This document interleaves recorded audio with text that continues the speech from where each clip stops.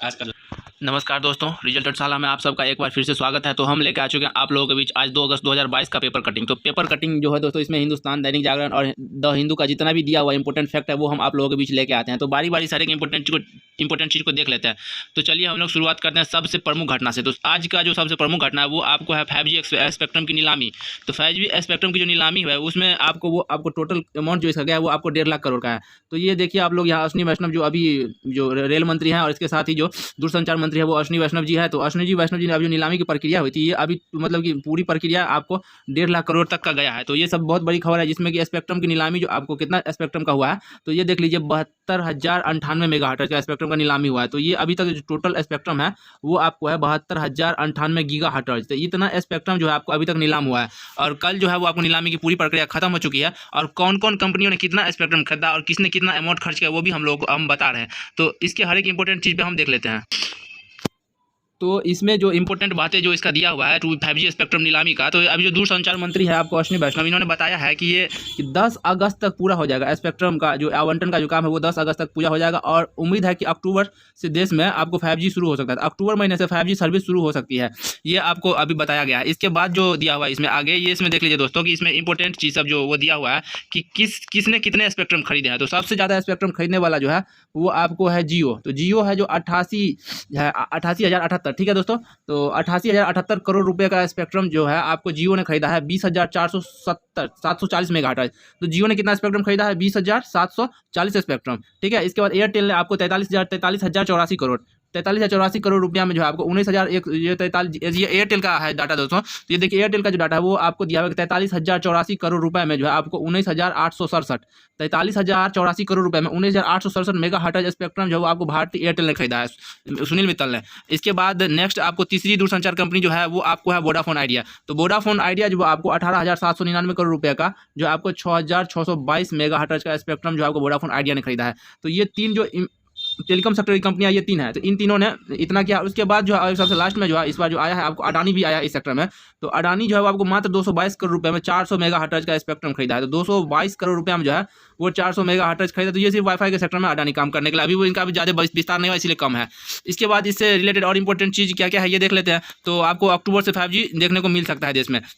और अगले 10 दिनों में जो है ये आपको इसका ये आवंटन हो जाएगा। और सरकार को जो है ये उम्मीद है, सरकार को मतलब उम्मीद नहीं, मतलब कि 1.5 लाख करोड़ रुपए सरकार को फायदा हुआ है। और इसमें एक चीज़ और दिया हुआ है दोस्तों, ये इंपॉर्टेंट और गौर करने वाली बात है कि ये देख लीजिए यहाँ पर दिया हुआ है कि पिछले साल नीलामी को बस 2 दिन चली थी। तो जो पिछला साल जब नीलामी 2 दिन चली, जिसमें जियो जो हुआ आपको 57,122 करोड़ और एयरटेल जो 18,699 करोड़ और वोडाफोन आइडिया जो है आपको 1,993 करोड़ रुपए का स्पेक्ट्रम खरीदा था। तो पिछले साल की अपेक्षा जो इस बार है ये काफ़ी ज़्यादा है दोस्तों।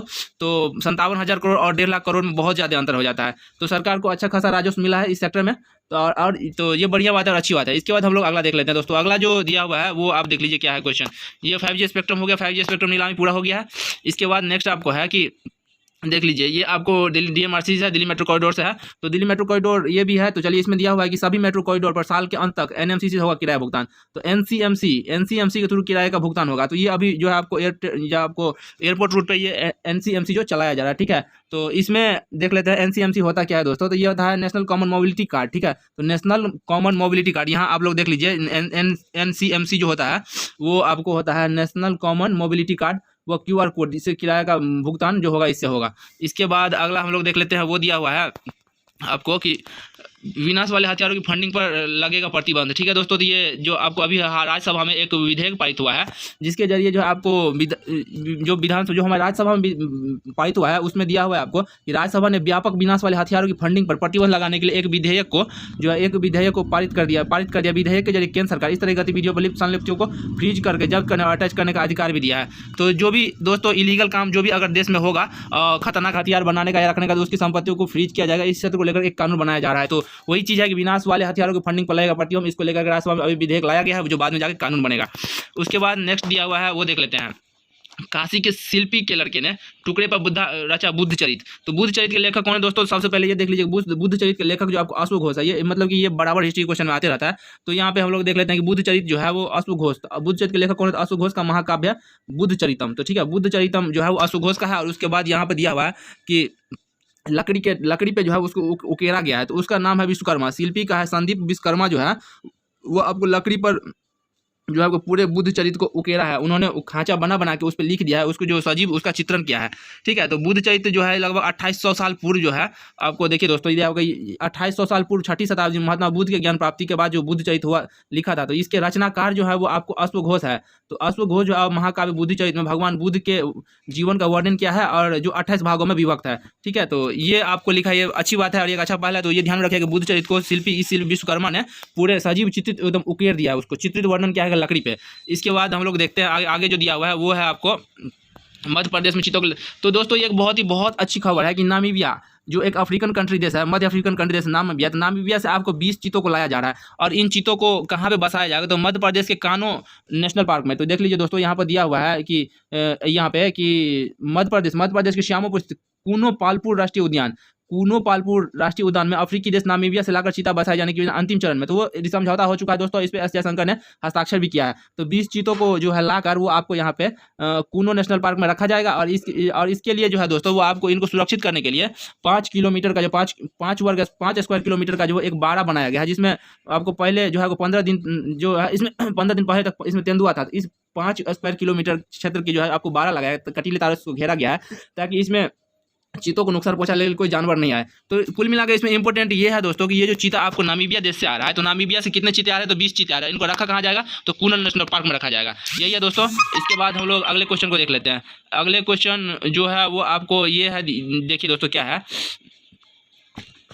ये खबर जो है दोस्तों, ये छोटे से लाइन में दिया हुआ है। ठीक है, लेकिन ये बहुत बड़ी खबर है कि सहारा के निवेशक जो है, सहारा में जो लोग पैसा लगाते हैं उसमें आपको 1.12 करोड़ रुपया जो आपको लोगों का फंसा हो। चूंकि सहारा इंडिया बहुत बड़ा स्कैम किया और लोगों को पैसे जो 2 गुना 3 गुना करने के नाम पे जो लेता है उसका पैसा सबको फंसा कर रखा है, किसी को वापस नहीं कर रहा है। तो ये सहारा इंडिया से रिलेटेड 2-3 बातें आप लोगों को ध्यान देना है कि इसकी जो ओनरशिप जो है वो आपको सुब्रत राय कहते हैं। सहारा इंडिया का मालिक आपको सुब्रत राय है और वो बिहार से बिलोंग करते हैं, अररिया जिले से। ठीक है, तो बिहार के अररिया जिले से सुब्रत राय बिलोंग करते हैं, उन्हीं का सहारा इंडिया है और इन्होंने 1.12 लाख करोड़ रुपए, मतलब 1.12 लाख करोड़ रुपए फंसा कर रखा है पूरे इंडिया के लोगों का। ये पहले आपको बीसीसीआई के थ्रू इंडियन क्रिकेट टीम का ये स्पॉन्सरशिप भी रखता था। तो इसके बाद जो यही चीज़ है कि ये पैसा फंसा कर रखा है सहारा इंडिया।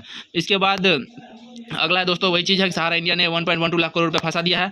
नेक्स्ट हम लोग देख लेते हैं, म्यांमार में जो आपको तख्ता पलट हुआ था, तो आंग सान सूकी की सरकार को पलट दिया था सेना ने पिछले साल। तो उसमें सेना ने अभी क्या किया दोस्तों कि म्यांमार की सैन्य सरकार ने 6 और महीनों के लिए बढ़ाया आपातकाल। तो उस टाइम जो है दोस्तों जब आंग सान सूकी की सरकार को पलटा गया था, तो आपको जो है वो दोस्तों इस साल भर के लिए देश में आपातकाल लगाया गया था। तो अभी तो उस चीज़ को 2 साल होने वाले हैं, तो 6-6 महीना करके बढ़ाते अभी ये 2 साल हो गया है और इसको आपको 6 महीना के लिए और आगे बढ़ा दिया गया। ठीक है, इस पर अभी किसी इंटरनेशनल किसी भी अंतर्राष्ट्रीय देश ने म्यांमार की सैन्य सरकार को मान्यता नहीं दिया है और अमेरिका ने इस पर काफ़ी प्रतिबंध भी लगा दिया गया। तो जो म्यांमार के सैन्य जनरल है वो है आपको मिंग आंग, ठीक है, मिंग आंग हलाइंग, ये जो देख रहे हैं आपको यही है अभी जनरल है और आंग सान सूकी अभी वर्तमान में अभी जेल में है। देशद्रोह का केस लगा के उसको आपको जेल में बंद कर दिया गया है।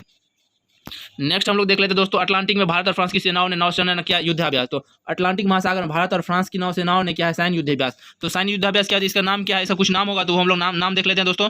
इतना ही है कि इसमें आपको INS तर्कस भाग लिया है। तो INS तर्कस यहाँ पे देख रहे हैं, INS तर्कस है दोस्तों।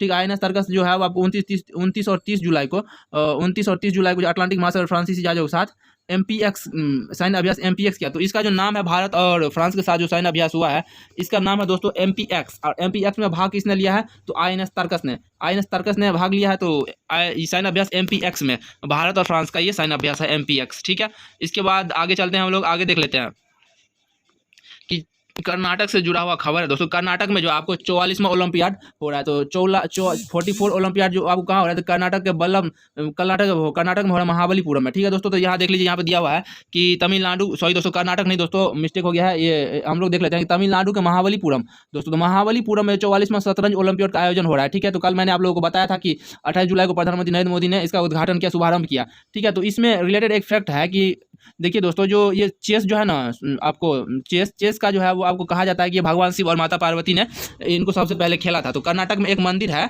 सुंगरंगा बल्लभनाथ मंदिर, इसमें जो है चेस खिलाड़ी से पूजा करने जाता है और यही वो मंदिर है जहाँ से भगवान शिव और माता पार्वती ने, भगवान शिव ने मतलब माता पार्वती को चेस में हरा के उनसे विवाह किया था। तो ये मंदिर बहुत ही फेमस है और ऐसा माना जाता है कि चेस की शुरुआत यहीं से हुई थी।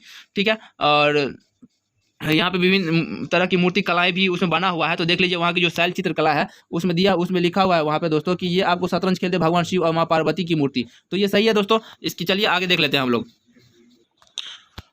तो दोस्तों आपने देखा कि अभी हमने बारी बारी से इंपॉर्टेंट क्वेश्चन जो आज का है उस पर हम लोगों ने डिस्कस कर लिया है। और एक बात जो चलते चलते हम आप लोगों को बता रहे हैं कि रिजल्ट एडशाला जो आप है वो आप लोगों के लिए एक टेस्ट सीरीज का आयोजन कर रहा है। तो वो टेस्ट सीरीज आपको है 2 टेस्ट सीरीज घटना चक्र का जो टेस्ट सीरीज है उसमें बारी बारी से प्रत्येक दिन एक क्वेश्चन को दिया जा रहा है। तो आप लोग उसको जरूर देखिए और करंट भी देख लीजिए। आपको 10 मिनट 10 से 12 मिनट लिया जाएगा करंट में, और आपको इतना इंपॉर्टेंट हर एक फैक्ट को इसमें दिया जाएगा, आपको कुछ भी नहीं छूटेगा। हिंदुस्तान, दैनिक जागरण और द हिंदू, ये तीनों का निचोड़ इसमें दिया गया है। इससे ज़्यादा आपको कुछ भी मिलने वाला नहीं है। तो इसके बाद जो दिया हुआ है दोस्तों, अभी आज़ादी का अमृत महोत्सव का जो मनाया जा रहा है उसके तहत आपको एक बात बता देता है कि भारतीय राष्ट्रीय ध्वज को किसने तैयार किया। तो आपको पिंगली वेंकैया ने। तो ध्यान दीजिएगा, अभी क्वेश्चन बन सकता है कि भारतीय राष्ट्रीय ध्वज को तैयार किया था पिंगली वेंकैया ने। तो पिंगली वेंकैया जो है आपको आंध्र प्रदेश से बिलोंग करते हैं। इनका जन्म हुआ था 1876 में, ठीक है। तो और उन्होंने 1921 में तिरंगा को तैयार किया था। कब तैयार किया? तो 1921 में तिरंगा के रूप में राष्ट्रीय ध्वज को तैयार किया था। तिरंगा के रूप में कब तैयार किया? तो 1921 में किया था। तो ठीक है दोस्तों, हम लोग चलते हैं और अगला क्वेश्चन देख लेते हैं इसके बाद क्या दिया हुआ है। इसके बाद दोस्तों हम लोग देख रहे हैं कि ये बंगाल से एक खबर है। तो बंगाल अभी चूंकि बहुत ज़्यादा खबरों में लेकर चल रहा है, और एसएससी घोटाला के लेकर के। तो स्कूल सर्विस कमीशन, ठीक है दोस्तों, तो स्कूल सर्विस कमीशन एसएससी जो शिक्षक की बहाली हुई थी उसको लेकर के अभी बंगाल में बवाल मचा हुआ है। तो सबसे पहले यहाँ पर दिया कि ममता बनर्जी जो है वो आपको अपने कैबिनेट में फेरबदल कर रही है, ठीक है। तो कैबिनेट में फेरबदल कर रही है ममता बनर्जी। तो वो मायने नहीं रखता है क्योंकि ये राज्य सरकार का मामला है, तो वो मायने रखता है कि ममता बनर्जी। लेकिन जो अभी मायने रख रहा है दोस्तों वो ये कि यहाँ पे बंगाल में 7 नए जिले बन रहे हैं, ठीक है। तो ये देख लेते हैं दोस्तों 7 जिले कौन कौन से बन रहे हैं। तो कैबिनेट का जो मीटिंग हुआ है इसमें ममता बनर्जी घोषणा किया है कि वो टुमारो अगले दिन जो है वो आपको दोस्तों अपने कैबिनेट में फेरबदल कर सकता है। तो जिसमें कुछ नए चेहरे देखने को मिल सकते हैं। तो ममता रिसेफियल वेस्ट बंगाल कैबिनेट टुमारो, ये कल आपको जो है ये अपने कैबिनेट फेरबदल करेगी। इससे ज़्यादा इंपॉर्टेंट जो बंगाल से दिया हुआ है दोस्तों उसमें ये दिया हुआ है कि देखिए the state government has also decided from 7 new district in state. तो राज्य में 7 नए जिले बनाने का जो आपको डिसीजन लिया है उसके बाद है कैबिनेट का ये फैसला है, ठीक है दोस्तों। Decision was taken meeting of cabinet. ये बंगाल कैबिनेट का जो ममता बनर्जी कैबिनेट का ये फैसला है। और उसके बाद जो है ये 7 नए जिले कहाँ कहाँ से बनाए जाएंगे। तो सबसे पहले देखिए दोस्तों कि नॉर्थ 24 परगना, नॉर्थ 24 परगना, तो ये नॉर्थ 24 परगना है। इसके बाद है आपको साउथ 24 परगना, साउथ 24 परगना, और इसके बाद सुंदरबन। इन तीनों जिलों को नॉर्थ 24 परगना और साउथ 24 परगना और सुंदरबन, इन तीनों जिलों को तोड़कर जो आपको 7 नए जिले बनाए जाएंगे, ठीक है दोस्तों। तो would be a new district. इन सब जिलों में से 7 नए जिले बनाए जाएंगे। तो चलिए भाई, बंगाल में अभी हाल ही में 7 नए जिले बनाने की घोषणा हुई है। तो ये हम लोगों ने देखा। इसके बाद हम लोग आगे चलते हैं। जियो 5G अकाउंट 1.5 लाख करोड़, तो ये तो हम लोगों ने पहले ही देख चुके हैं दोस्तों। इसके बाद जो है आपको अगला क्वेश्चन उस पर हम लोग चलते हैं। ये एक बहुत बड़ी खबर है दोस्तों, ये देख लीजिए लंपी स्किन डिजीज। तो lumpy skin disease separates 25,000 observed in Rajasthan. तो अभी तक लंपी डिजीज है ये दोस्तों एक चेचक टाइप का फोड़ा निकलता है। ये अभी गाय जो है दोस्तों ये प्रमुखतः ये गाय और भैंस में हो रहा है ये बीमारी, और ये एक महामारी का रूप ले रहा है दोस्तों, ठीक है। तो अभी तक जो ये आपको राजस्थान और गुजरात में पूरी तरह से फैल चुका है, और लगभग 25,000 जो एनिमल्स है, जो गाय है और भैंस है, वो इससे इस संक्रमण से पीड़ित हो चुके हैं, ठीक है दोस्तों। तो ये काउ डिजीज है जो एक चिकन पॉक्स की तरह बड़े बड़े फोड़े निकलते हैं शरीर में, और इससे जो जानवर है, जो दुधारू भैंस है, गाय है, वो आपको काफ़ी संख्या में मारे जा रहे हैं। तो इसने इस महामारी जो है ये महामारी का रूप ले रहा है, और इसने पैर पसार लिया है बंगाल आपको राजस्थान में और गुजरात में। तो ये दोनों जगह जो है आपको देख लेते। तो स्टेट गुजरात में लाइव स्टॉक रेवेन्यू इनको ये गुजरात और महाराष्ट्र में अपना, ये राजस्थान में अपना पैर पसार चुका है। तो अभी इस पर सरकार ध्यान दे रही है। तो ये है cow disease, lumpy skin disease, cow disease भी इसको बोला जाता है दोस्तों।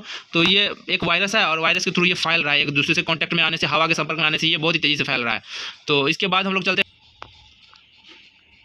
अगला जो दिया हुआ है दोस्तों वो यहाँ पे आपको एयरफोर्स से रिलेटेड है। तो देखिए आपको एयरफोर्स के पास जो है अभी MiG-21 का जो एक क्रैश हुआ है, MiG-21 जिसको उड़ता ताबूत भी बोला जाता है दोस्तों। तो उड़ता ताबूत क्रैश जिसमें 2 पायलट की जान जा चुकी है। तो सेना जो इंडियन एयरफोर्स है वो सोच रही है कि MiG-21 को पूरी तरह से हटा दिया जाए। तो हम लोग इसमें देखना ये है कि भारत के पास जो है दोस्तों वो आपको कितने स्क्वाड्रन है और कौन कौन से फाइटर जेट के हैं। तो ये देख लीजिए भारत के पास जो है वो आपको ये ध्यान दीजिएगा, सुखोई 30 MKI का 12 स्क्वाड्रन है, ठीक है। उसके बाद जो है जगुआर का है वो आपको 6 स्क्वाड्रन है, MiG-21 का 4 स्क्वाड्रन है, और मिराज 2000 ये बहुत ही मतलब कि पाकिस्तान को धोया था, तो ये 3 स्क्वाड्रन है। उसके बाद MiG-29 UPG, तो MiG-29 का 3 स्क्वाड्रन, LC है तेजस, तो तेजस का आपको 2 स्क्वाड्रन है, और राफेल, तो और 2 स्क्वाड्रन राफेल है। तो आपको एक बात बता दें, तो एक स्क्वाड्रन में कितने होते हैं, ठीक है दोस्तों। इसके बाद हम लोग देख लेते हैं दोस्तों कि फाइटर स्ट्रेंथ जो है वो टोटल भारत के पास कितना है। तो टोटल जो है वो आपको 22 स्क्वाड्रन है, 42। तो 42 देख लीजिए दोस्तों, 42 सेंट्रल स्क्वाड्रन है। तो 42 स्क्वाड्रन भारत के पास है, इंडियन एयरफोर्स के पास करंटली, और जिसमें कि ज़्यादा जबकि जो करंटली है वो आपको ओनली 32 स्क्वाड्रन है। ज़रूरत जो है वो आपको 42 का है, लेकिन जो वर्तमान में आपको वो 32 स्क्वाड्रन ही मौजूद है एयरफोर्स के पास, जिसमें कि 4 घट जाएंगे। MiG-21 का तो और कम हो जाएगा दोस्तों, 28 हो जाएगा। तो ये सेना इसको हटाना नहीं चाहती एयरफोर्स, लेकिन एक मजबूरी बन चुका है। उड़ता ताबूत तो देखिए आगे क्या होता है इसमें, कब तक इसको हटाया जा रहा है। उसके बाद नेक्स्ट देख लेते हैं दोस्तों, अभी गति शक्ति योजना जो चल रही है केंद्र सरकार की, जो गति शक्ति योजना है, तो गति शक्ति योजना के लिए जो है आपको एक लोकसभा में जो आपको बिल लाया गया है, तो बिल फॉर गति शक्ति यूनिवर्सिटी इंट्रोड्यूस्ड इन लोकसभा, तो लोकसभा में एक बिल लाया गया गति शक्ति यूनिवर्सिटी के लिए। तो गति शक्ति योजना को पूर्ण रूप में और उसको तेज प्रक्रिया करने के लिए गति शक्ति योजना के तहत एक यूनिवर्सिटी का निर्माण किया जाएगा, जिसका नाम होगा आपको गति शक्ति यूनिवर्सिटी। तो इसके लिए लोकसभा में आपको बिल लाया गया है, ठीक है। तो ये है। इसके बाद हम लोग आगे जो देख लेते हैं वो आपको दिया हुआ है कि ये तो है दोस्तों, आपको ये 1 फरवरी से जो है आपको India held by one France India technology, तो ये 44वें ओलंपियाड का है, तो ये नहीं देखना है दोस्तों। इसके बाद हम लोग देख लेते हैं आगे, खत्म है। तो इससे ज़्यादा आज का इतना ही है दोस्तों। इसके बाद जो आप लोगों के लिए जो भी सुविधाएं दी जा रही है, तो उसको आप लोग फायदा उठाइए और अच्छे से टेस्ट सीरीज ज्वाइन कीजिए और डेली करें तो बिल्कुल देखिए दोस्तों, क्योंकि बहुत ही इंपॉर्टेंट है और आपको एक भी करंट नहीं छूटेगा, ये आपका गारंटी है। तो चलिए हम लोग फिर नेक्स्ट डे